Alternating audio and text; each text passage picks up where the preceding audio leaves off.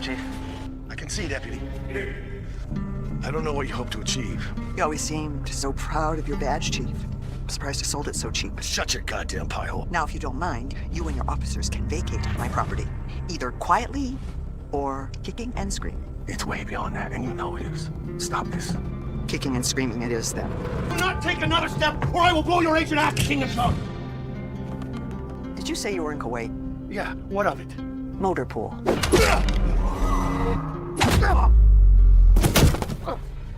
Oh boy. Shit. Take a deep breath, Chief. But if you tried to come into my house again uninvited, I might not be so nice. The story begins in Bighorn Ridge, Montana, where we are introduced to an old woman named Ellen Cole, who is picking up her prescription from a pharmacy. Then, she stops by a convenience store to buy 2 boxes of beer. At about that same time, the sheriff of the town called Winston has just caught a young woman named Abigail Cochran stealing chocolate bars and packs of beef jerky. That is when we eventually learn that Abigail's alcoholic father had only recently passed away, leaving her completely alone, and with no money and nowhere else to go, she had made plans to leave town for good. However, she had to steal food to survive on her journey. The sheriff eventually takes pity on her, and instead of arresting her, Winston lets her off with a warning and asks his deputy, Henry Darr, to drive her to the edge of town. During the ride, Henry tries to make conversation with the girl, but Abigail keeps to herself until he eventually leaves her near a gas station. And as Abigail stands by the road, hoping for a hitchhike, 2 men named Kyle and Dwayne notice her, and they approach her with an offer to take her wherever she's headed.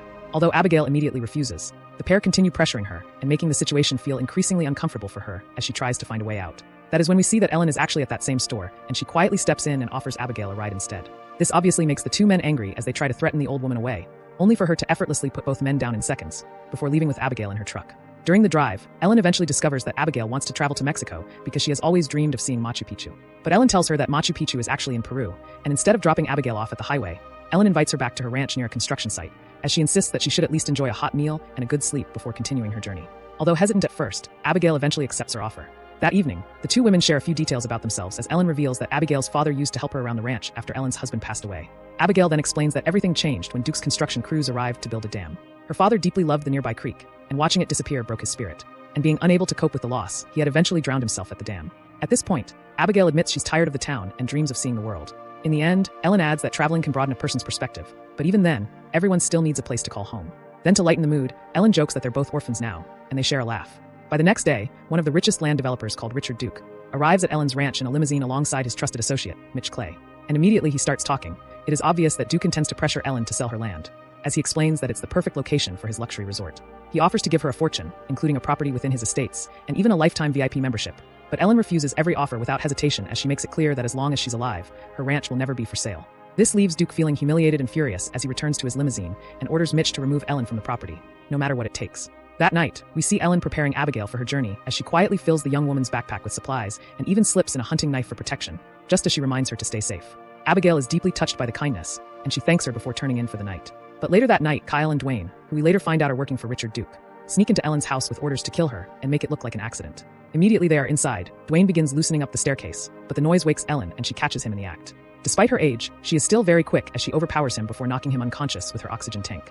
At that time, Abigail wakes up because of the commotion and runs straight into Kyle, who starts chasing her through the house until Abigail eventually discovers a handgun hidden inside a cabinet. Then, in her panicked state, she picks it up and fires as she manages to hit Kyle in the shoulder.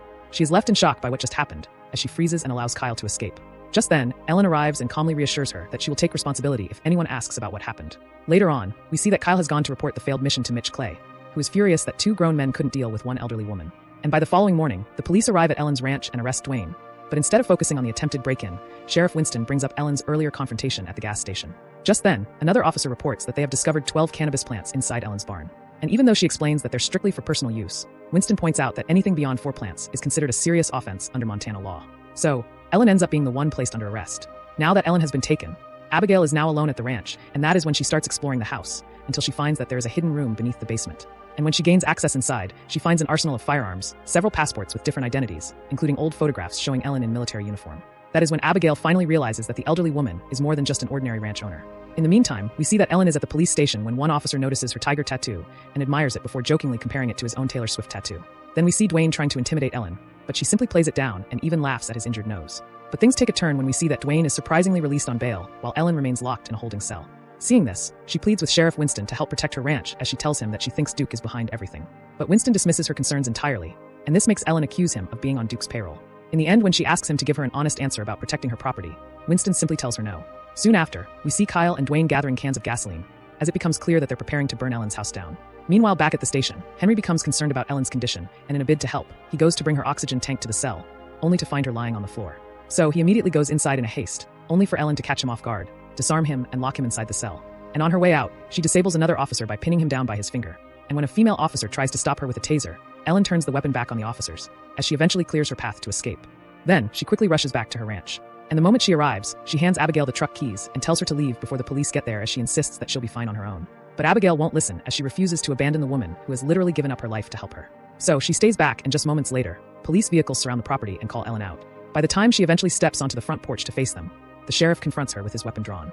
However, he isn't prepared for her response, as Ellen effortlessly disarms him and knocks him to the ground, leaving the other officers stunned. Now feeling embarrassed and furious, Winston orders his deputies to bring out their heavier weapons. But Deputy Henry quickly tries to de-escalate the situation, as he reminds Winston that Abigail is still inside the house and could get caught in the middle of fire. And in a way to avoid unnecessary harm, Henry offers to enter the house unarmed and asks Abigail to come outside peacefully. Winston agrees to this, but when Henry enters, Abigail refuses to follow him, as she is terrified that the police will hurt Ellen if she steps out. Then, in a bid to convince him, she shows Henry something she recently discovered on an old map. That is when Abigail points out several suspicious incidents involving nearby ranches, and that one property had mysteriously burned down, although it had simply been dismissed as brush fire. She mentions that another ranch had lost its entire herd to botulism, a disease which is rarely seen in the area, and not long afterward, its owner supposedly took his own life. At first, Henry believes the events are nothing more than unfortunate coincidences. But as Abigail starts to connect the pieces together, Henry's confidence begins to fade, and in the end, when Abigail mentions that she believed that Henry was the officer who found her father's body at the dam, Henry is forced to correct her, as he explains that although he was the first deputy to arrive, Duke's men were actually the ones who discovered the body. That revelation eventually gives them a different perspective to the situation, and for the first time, both Abigail and Henry begin to suspect that Duke's men may have been responsible for her father's death. However, before they can process the discovery, we see Mitch Clay arrive with a heavily armed group outside. But knowing that Abigail is still inside, Sheriff Winston asks Mitch for more time to get her out safely, until Mitch reluctantly gives him 3 minutes. That is when Winston radios Henry and orders him to bring Abigail outside immediately. But Henry refuses, as he starts to question why Duke's private men are even involved. After a long pause, and seeing no other way to get Henry out, Winston eventually gives Mitch the signal to move in. In the meantime, Henry is still struggling to believe what was happening, as he tells the women that he still thinks that Winston hasn't completely lost his conscience. But Abigail tells him that the sheriff has already chosen Duke's side and has abandoned them all. Just then, Ellen approaches Henry from behind and knocks him out, as she explains to Abigail that he might be a liability to them. Then the two carry him into the hidden room beneath the basement, and Ellen asks Abigail to tie him up. However, as she does, Ellen locks the two of them inside as she returns to arm herself and prepare for what is coming. In the meantime, we see more of Mitch's forces arrive outside, and this time, they are not just ordinary thugs anymore. Rather, they were trained mercenaries, and they were ready to storm the ranch. In all these, Ellen quietly moves through the house and starts making her own plans, while the police begin running a background check on the mysterious old woman. But the more they dig deeper into Ellen's past, the less they find, until they eventually send a photo of her tiger tattoo to the FBI. That is when the truth finally comes out, as they eventually learn that Ellen is originally from Russia and was once a feared KGB operative known by the codename Sword and Shield. That is when they all realize that she isn't just an elderly ranch owner with impressive fighting skills, but that she is a highly trained professional whose job is eliminating dangerous targets.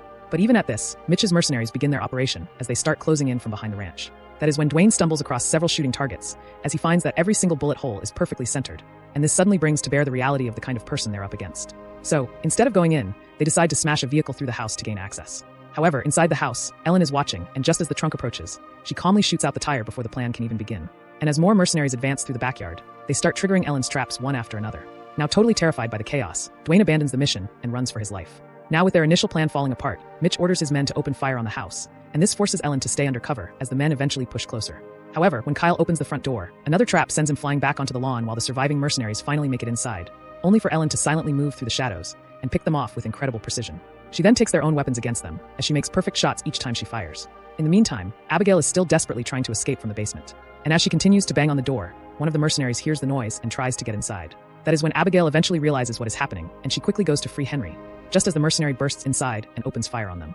However, Henry manages to fight back, but he is quickly overwhelmed, leaving Abigail to save him by knocking the mercenary down with a baseball bat. Meanwhile, the pressure from the fight starts to take its toll on Ellen as she begins to struggle to breathe. But as she reaches for her oxygen tank, Mitch spots her and opens fire, forcing Ellen to dive for cover, even though she is hit by one of the bullets. But she won't go down without a fight, as she returns fire, but Mitch shields himself with one of the men until Ellen eventually runs out of ammunition. That is when Mitch tells her that he is impressed by her skill and that she must have been unstoppable in her prime. However, just before pulling the trigger, he asks whether she has any final request. To this, Ellen calmly tells him to aim for the head. To him, it sounded like a strange request, so he turns around only to find that Henry is standing behind him with his gun pointed directly at him, just as he knocks Mitch out. Soon after, they all tie Mitch up and start asking him why Duke is so desperate to remove Ellen now when authorities will seize her property within a year anyway. That is when they finally learn the truth, as Mitch tells them that Duke owes enormous debts to dangerous people, and that if his luxury resort isn't completed by next summer, everything he's built will collapse. Then he ends by telling them that that's why Ellen has to disappear immediately. At that moment, Ellen's breathing condition starts to get worse, so Abigail helps her to the other room to get her medication. But in her hurry, she accidentally knocks over a wine opener onto the floor, and it turns out to be something Mitch immediately notices and takes advantage of. And while Abigail cares for Ellen in another room, Mitch begins provoking Henry, as he reminds him that Sheriff Winston had abandoned him without hesitation.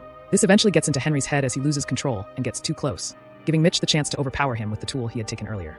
By the time Ellen and Abigail return, Mitch has already started a fire inside the house, and as he escapes outside, Ellen shoots at him in frustration, but he eventually gets away. And immediately he is out, Mitch's men surround the ranch and open gunfire on it from every corner, just to make sure no one can get out alive. Now, with the flames rapidly spreading, Ellen, Abigail, and Henry quickly retreat into the hidden basement room, gather a few essential supplies, and escape through a secret tunnel at the back. In all these, Mitch and his men were still outside watching the ranch burn to the ground, as they believe that everyone inside is dead. But unknown to them, the trio have already escaped, and as Ellen looks back at the burning home, she could only recall with heartbreak all the years she spent living there. By the next morning, Mitch's men search through the remains of the ranch, only to find no evidence of the bodies. In the meantime, Ellen leads Abigail and Henry to a hidden truck that she has kept hidden in the forest. And as they drive away, Ellen finally opens up about the life she's kept hidden for so many years. That is when she tells them that she never truly had a home growing up, and as a child, she was taken from the streets by the KGB and trained to become an assassin. But everything changed when she met her husband and together, they had built a peaceful life and the only real home she had ever known.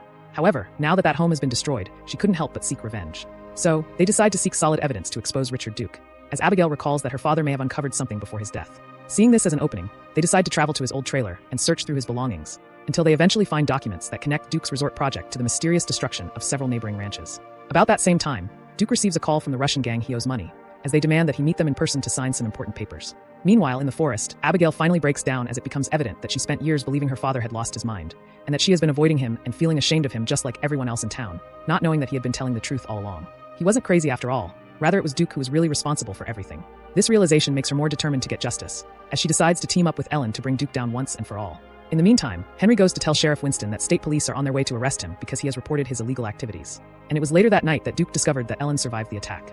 But before he has time to react, the lights inside his estate suddenly go out, and one by one, the guards outside begin falling as Ellen silently moves through the darkness with precision. Now left terrified, Dwayne hides Duke inside a closet, hands him a gun, and stands outside to watch. Somewhere else around that same time, Abigail secretly plants explosives at the dam. But before she could finish the job, Carl suddenly appears and confesses that he was the one who killed her father.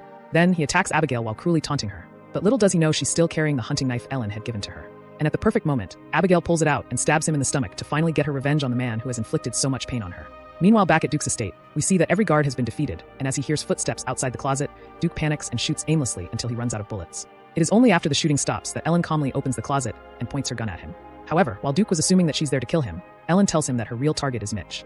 Moments later, Mitch finally arrives, and that is when Ellen makes it clear that burning her home made this fight even more personal as she shoots him in the hand, forcing him to drop his weapon. But Mitch challenges her to a hand fight to make it more balanced, and to his surprise, Ellen accepts. And when they engage, although Mitch gains the upper hand at first, Ellen eventually blinds him in one eye before turning his own knife against him and ending the fight. In the end, Ellen takes Duke into the forest and gives Abigail a signal.